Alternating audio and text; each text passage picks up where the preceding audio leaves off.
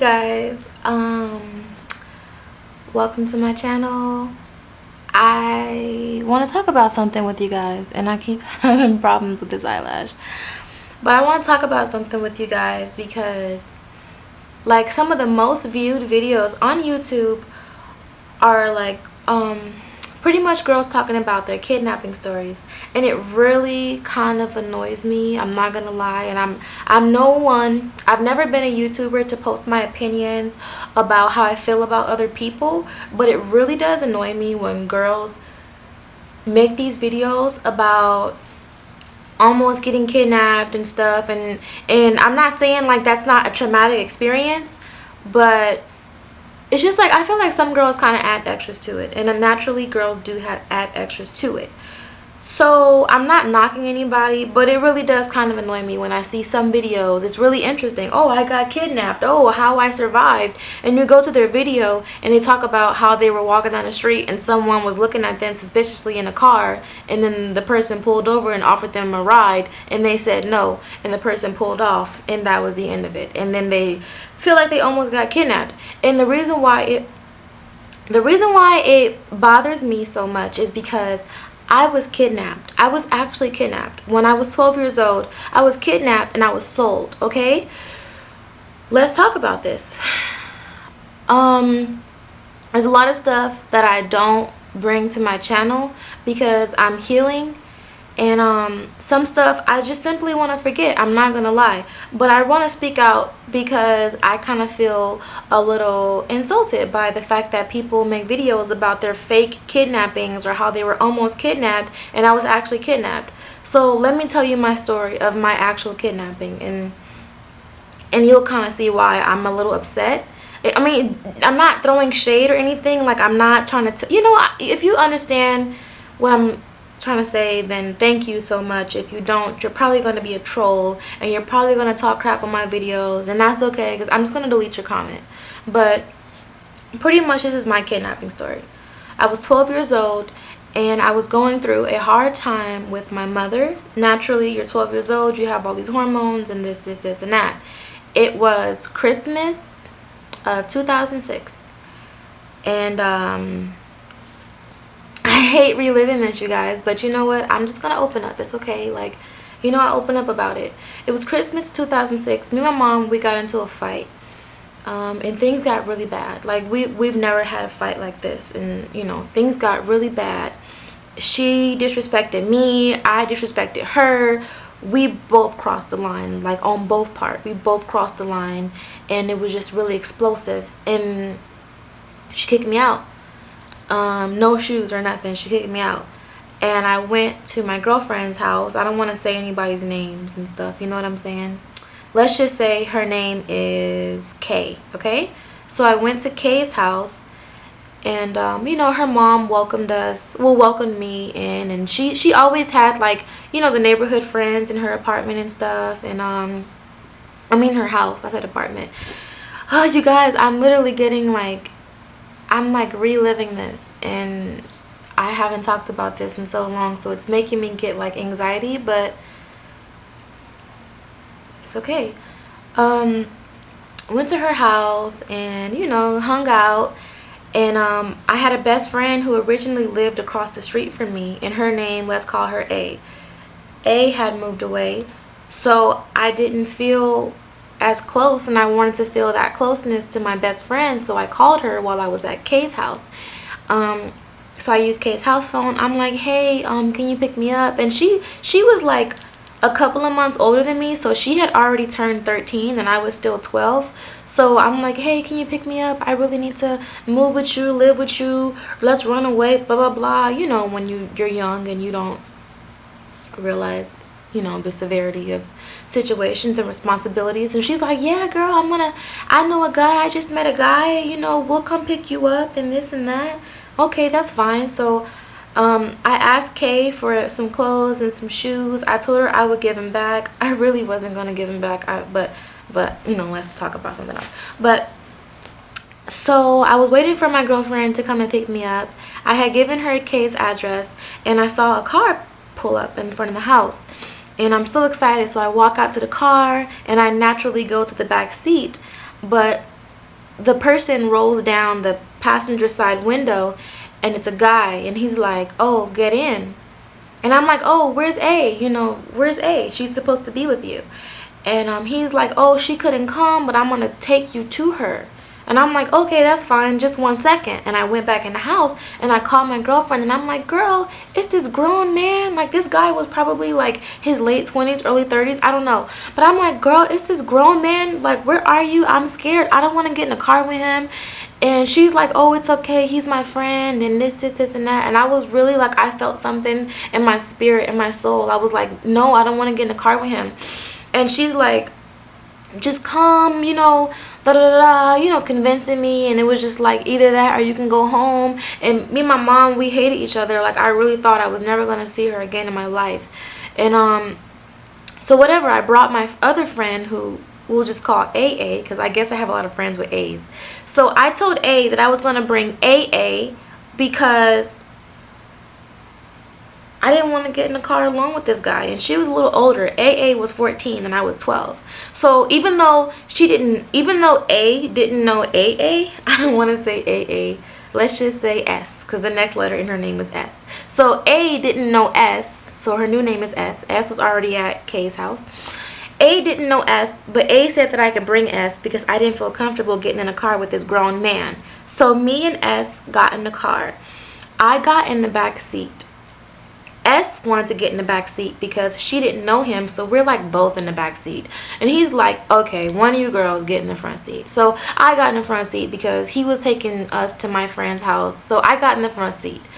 And yeah, we're just driving. We were driving through the neighborhood, then we drove on the freeway, and he's talking about it's gonna get really graphic, you guys. So I just want you to know it's gonna get really graphic. And he asked us, do we know like anything about making money? Do we know anything about being strippers and this and that? Mind you, this is all happening in Las Vegas, Nevada, okay? So he's asking us, do we know about stripping at a club, making money, this and that? And we were both like, no, like we don't. I lied. I told him I was 16. My girlfriend told him that she was 18, and I was like, oh, I'm too young. I don't think they will hire me like at a strip club and this and that. And he was pretty much like, oh, I'm gonna show you girls how to make some money. And that made me really, really, really uncomfortable. Like, that made me really uncomfortable. Like, you can you just like feel your spirit? I don't know if anyone can like feel their spirit, when your spirit, or maybe you call it your gut feeling, or when just something inside of you it just feels wrong. It just felt even more. Like, at first I felt something saying not go before I got in the car, but when I was in the car, when he was saying that, I just really was all shaken up in my mind. And it just got quiet, and we're driving on the freeway. We were driving for quite a while. We were driving for like 15 minutes. And next thing you know, he reaches to the gloves compartment, and he puts his hand in there, and he pulls out a gun. And I swear to God, on my son's life, he sticks the gun. He rolls my window down, and he sticks the gun past my face and shoots twice while we're driving on the freeway. And like, it was like, it scared me to death. It scared me to death because I had never been around a gun before. I'd never even seen like a real gun like in my life. So he's shooting his gun in my face, and it's just so loud. And it was just like, I feel like that was him intimidating us, to make us afraid of him. Scared me really, really bad. I was so scared I didn't even look back to see what I didn't even look back to see like, how she felt. So we were by the strip. We ended up on Tropicana and something. It was like, it's kind of by Tropicana in Arville. It's kind of by the New Orleans casino. If you've been to Las Vegas, you know what I'm talking about. It's like close to the strip, but you have to pass the freeway before you get to the strip. So it's like apartments, condos, budget suites, hotels and stuff. Then it's the freeway right here, and then it's the strip. So we were right here on the other side of the strip. And we went to like a Holiday Inn, and we parked outside. And I remember there were two girls that like ran up to the car, you guys. Two girls had ran up to the car, and they were obviously prostitutes. One was a skinny, dark-skinned girl. Her name was Dodie, I think. I don't know. And then there was a chunky Asian girl, and I forgot what her name was, Puma or something. I don't know.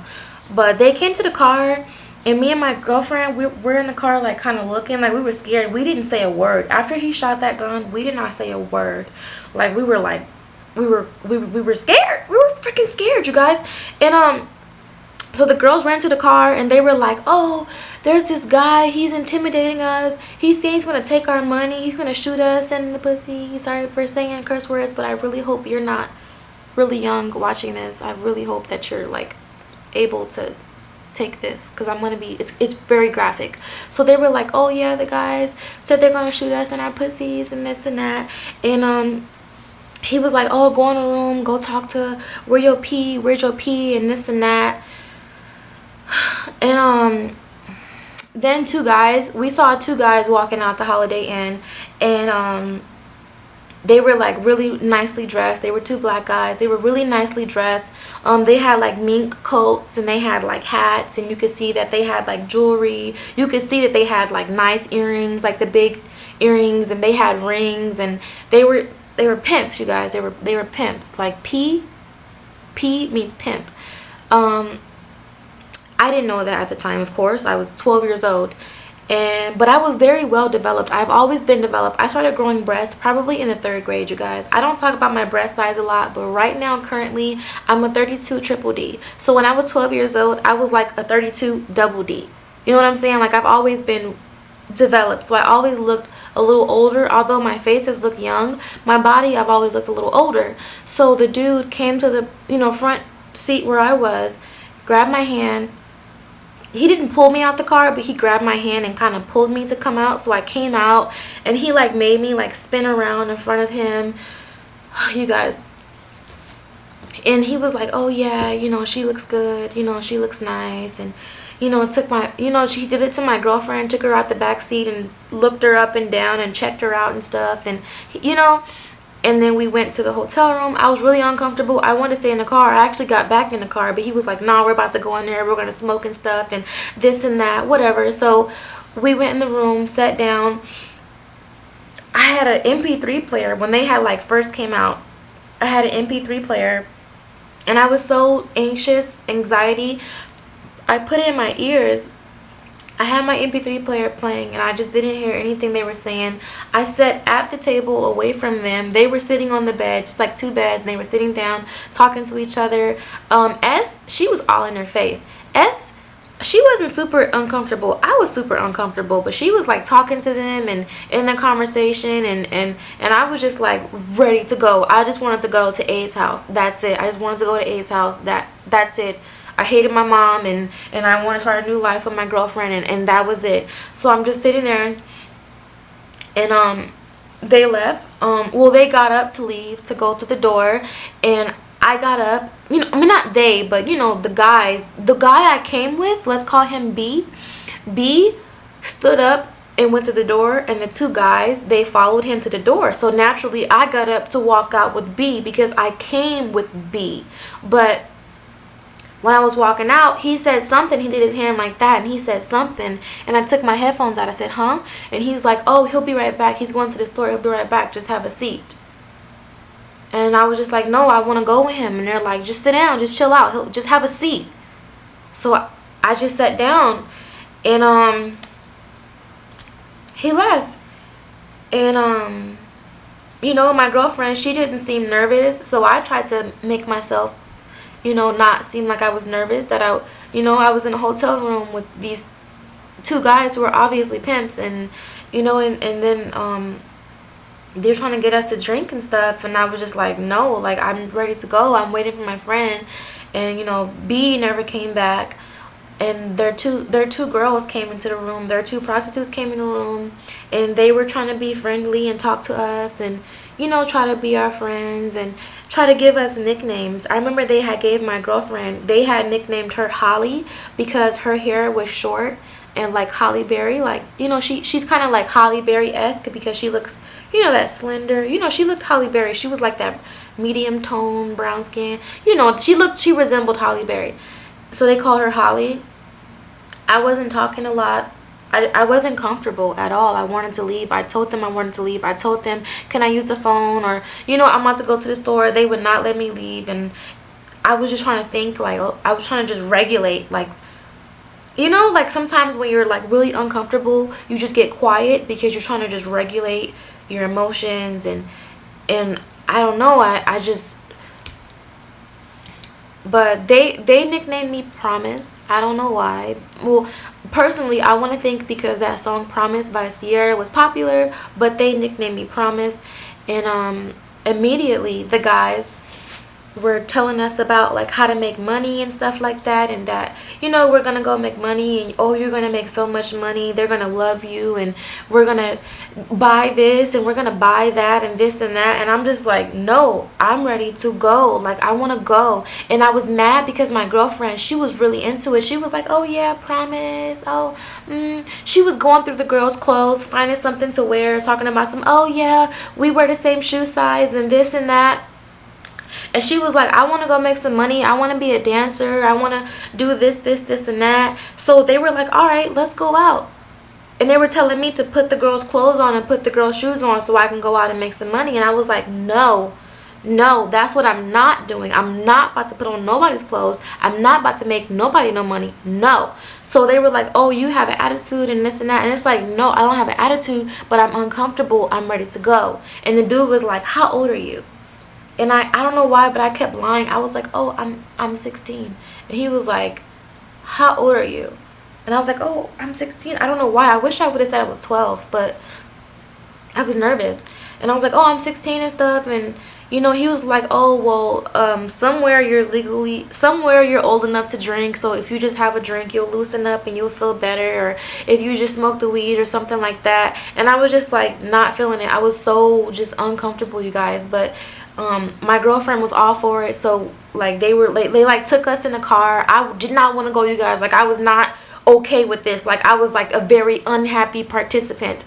We got in the car. My girlfriend, you know, she kind of was like a bitch to me now because she just like latched on to them and believed everything that they said. And I was just telling her like, we need to go. But she wasn't even my friend anymore. Like, she wasn't even like talking to me or nothing anymore. Like, she was like on their team, and it was like I was the sore thumb or the sore loser or whatever. And we went, and I remember they went and dropped my girlfriend off with, I think they dropped my girlfriend off with the Asian girl, the chunky Asian girl, and they tried to drop me off with the black girl. And this was the same night, you guys. This is the same freaking night. Like, I was with them for probably like 2 hours, 3 hours. When B took us to the room and they were talking and I had my headphones on, there was a transaction, and me and my girlfriend were sold to these two guys for $1,000. So it was two girls and we were sold for $1,000. So my life was worth $500, you guys. My life was worth $500. So I was their property. I didn't know that yet, but I was their property.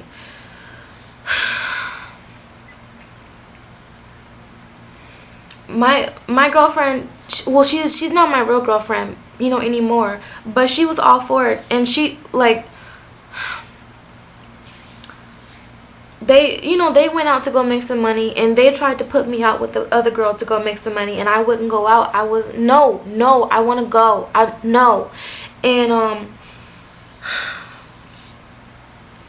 the guy, one of the guys, they were both demons. They were both scum, but one of them was nicer than the other one.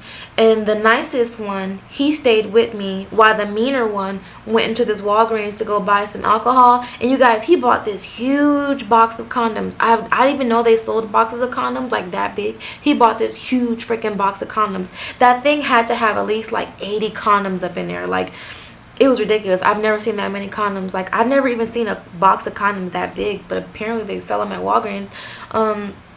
He came back in the car, and we went back to the hotel room and stuff. And, you know, they were trying to talk to me and stuff. And try to get me to talk and try to get me to be nice. They bought me some food and stuff. They're trying to get me to be nice, but I just wasn't feeling it. Like, I wanted to go. Like, I felt in my spirit and I felt in my soul that I didn't need to be there. And they didn't let me go home. They didn't let me use the phone or nothing. And I remember one of the other guy, he just left out that night to go check on the girls, and I don't know how, but at some point I fell asleep. And I woke up the next day and everybody was waking up and stuff, and I guess my girlfriend, she had made some money and stuff. And yeah, it was like the next day, like my girlfriend, she wasn't even affected by the fact that we were pretty much being held captive and we couldn't go home and stuff.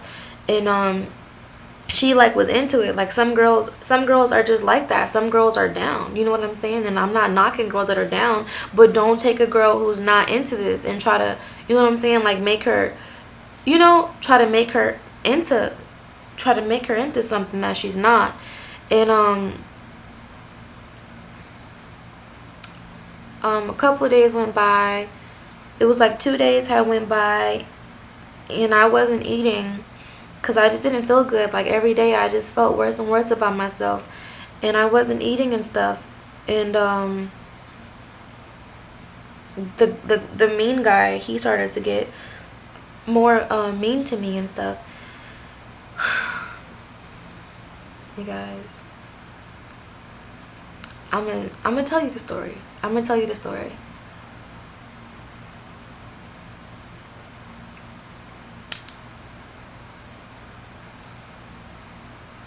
It was really rough. It's like, I feel like if people knew exactly like what girls who actually went through something, if they really knew like how horrible it is, you wouldn't make no joking ass video.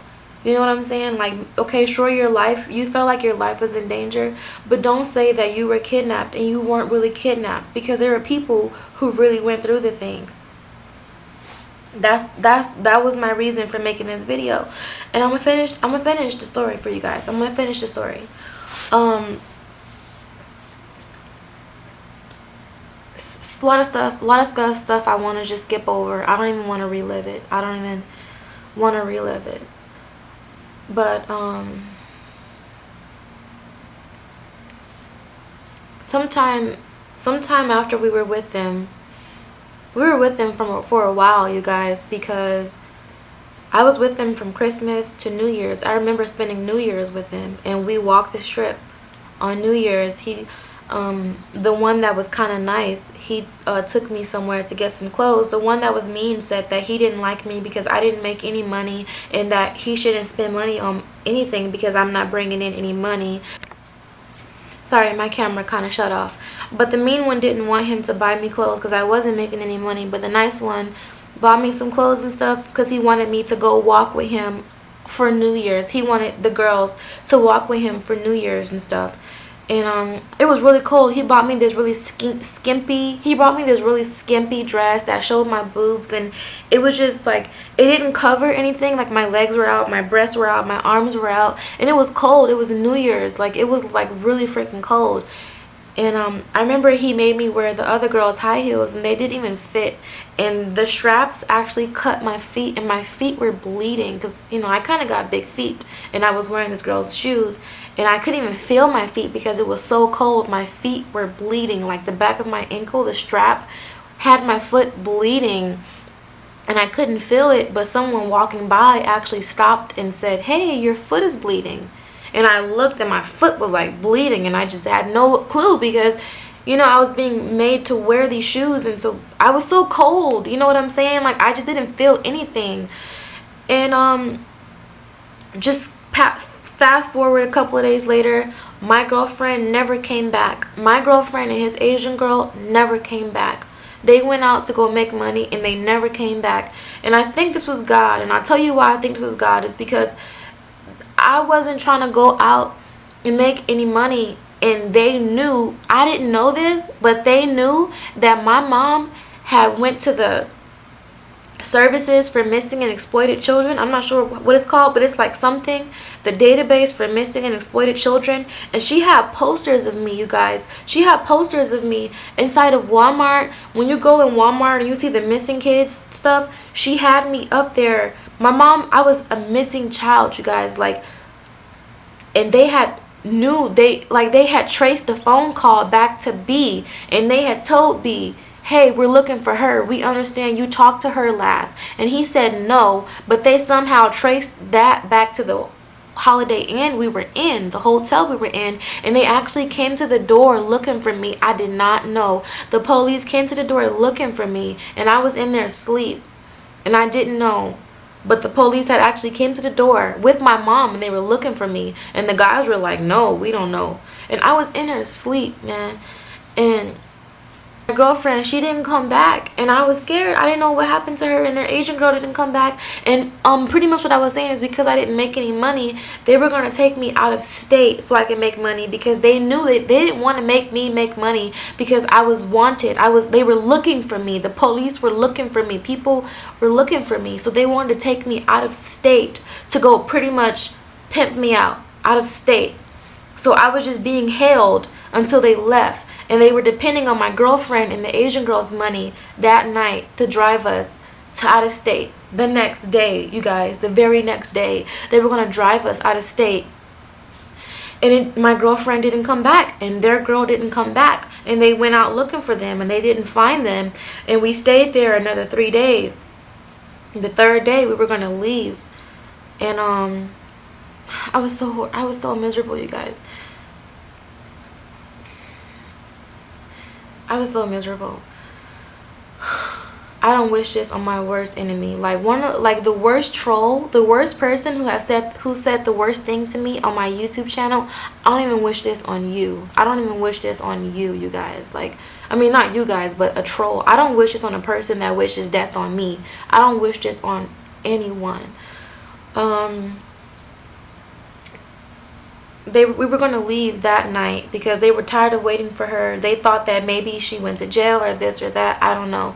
But we were going to leave that night. So, like, in the daytime, they took naps and stuff. And it was still the one girl, the dark-skinned girl. She was still there. And they were just getting ready. She was packing their stuff for them. She was packing up all their jewelry, their clothes and stuff. She was packing it up, packing the car. And they were just getting some sleep to drive. I think it takes like about 5 or 6 hours to get to Lancaster from Las Vegas. And it just so happened, the phone rang. The dude's cell phone rang. And he answered it. And it was the Asian girl. And he put her on speakerphone, and he was like, where the F are you? B, where the F you been? You da. And she was like, come get me, okay, da. Come get me.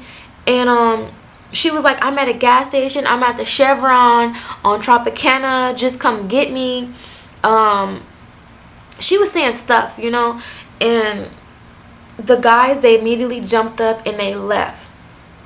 And the girl, she was still putting her stuff in the car. She was, you know, clearing stuff out, because we had been at this room for probably like a week. We weren't at the Holiday Inn anymore. We had switched, and I guess that's when my mom came looking for me.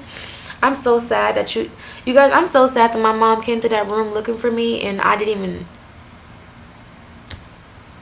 that still bothers me, the fact that she came to the door and I didn't even know. And at that point, I wasn't even mad at her anymore. I was defeated.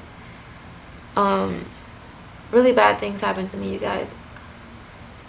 I don't even want to talk about, like, I don't want to go into detail about the stuff that happened to me, but I'm pretty sure you have an idea of the stuff that happened. And they went out to go get the Asian girl, and me and the other girl were still in the room. And next thing you know, like an hour later, they didn't come back, and the girl, she was calling their phones and stuff, and they weren't answering. And then the room phone rang, and she answered it, and it was a lady. And the lady said, hey, it's such and such, Jessica, Veronica, whoever, just a random name. Oh, it's such and such there. And she was like, no, I'm sorry, you have the wrong number, and hung up the phone. As soon as she hung up the phone, there was a knock on the door. And she was looking out the window, and she immediately went into the bathroom. And they were still banging on the door. I didn't know what, I was scared. But they were like beating on the door. And then I heard someone say, "Police, open up. Las Vegas Metropolitan Police Department, open up." You guys, I ran to that door and I opened the door.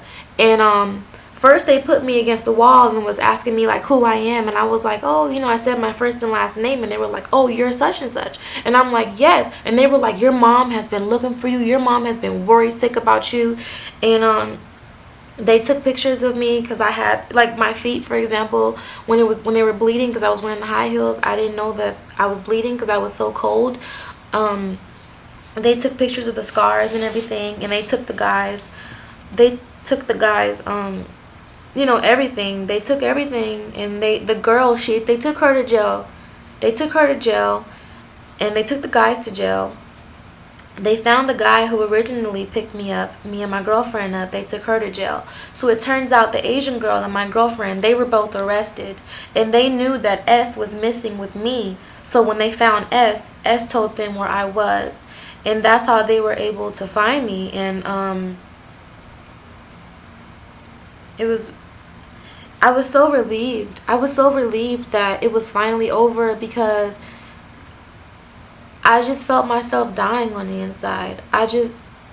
It was horrible, you guys. Like, it was really horrible. Like, it was real. It wasn't like, you know what I'm saying? It wasn't something that I wanted to make a YouTube video about to get views. You know what I'm saying? Like, I feel like the girls who are making these kidnapping videos are talking about sometimes someone looked at them, strange in a car while they were walking. You know what I'm saying? Like, I didn't want to make this video, but originally I didn't want to make this video, but now I'm making this video because, you know what I'm saying? I want you guys to know that people who really go through this stuff they aren't just so quick to make videos about this for views. You know what I'm saying? And it was really horrible. It really affected me. It really affected me really bad. It took a lot of healing. They went to jail. I'm sure some of you want to know like how it ended. They went to jail. The girl, because she was an adult, she went to jail too. She didn't get charged as badly as them, but the two guys, they got charged with a lot of stuff. They got charged 3 counts of kidnapping because the Asian girl was underage. She was 17 and my girlfriend was 14 and I was 12. So they got like 3 counts of kidnapping. They got child molestation charges. They got child pornography. You guys, they got all these freaking charges for exploiting us young girls.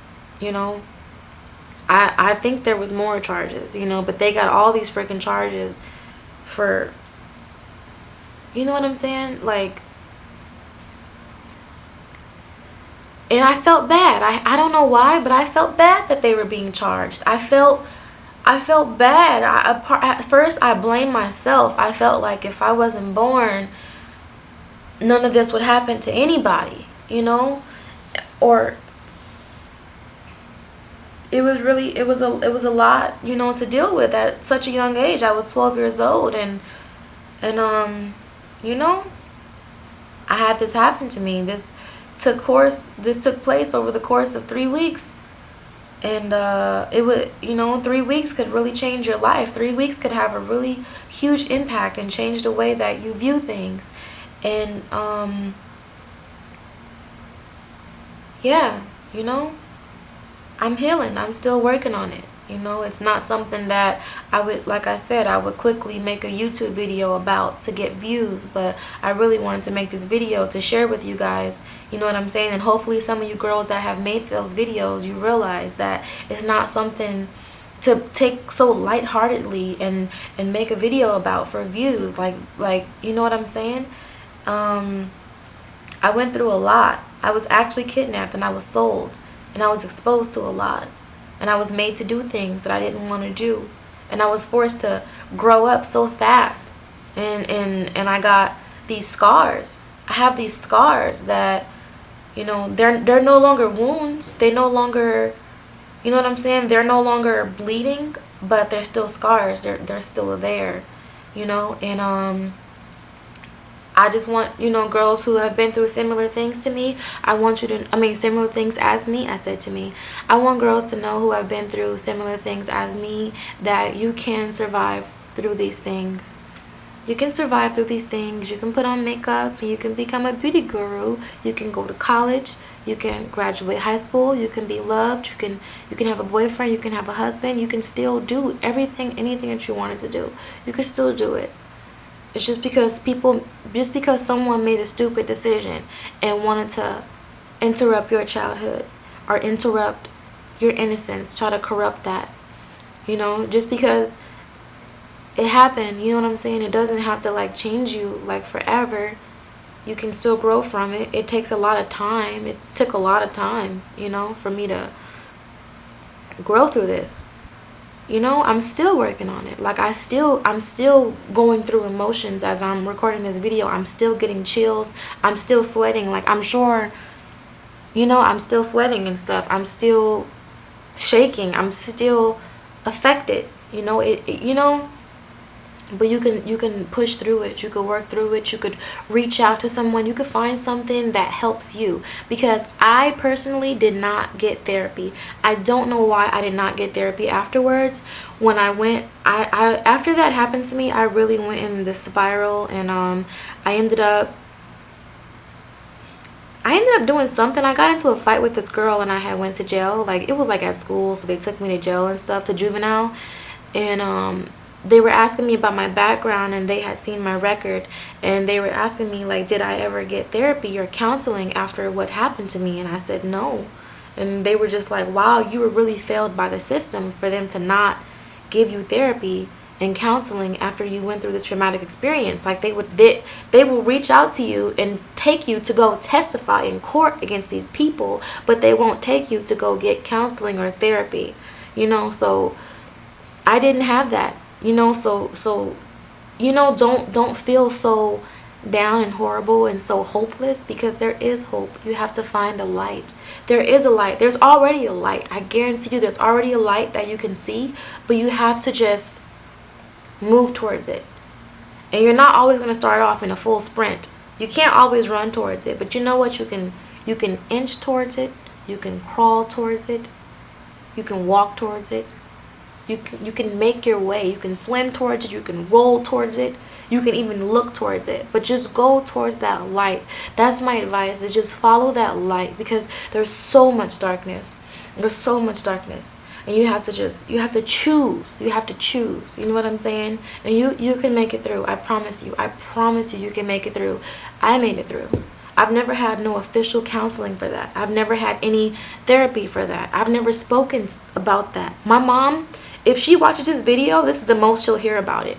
Me and Mom, we never spoke about this. It's always weird, It's always weird because I immediately blame myself, But you can work through it.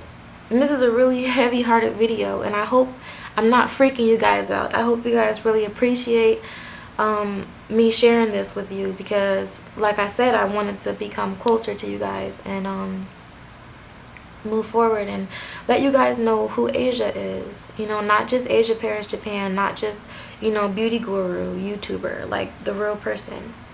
So, yeah, this is my kidnapping and being sold story.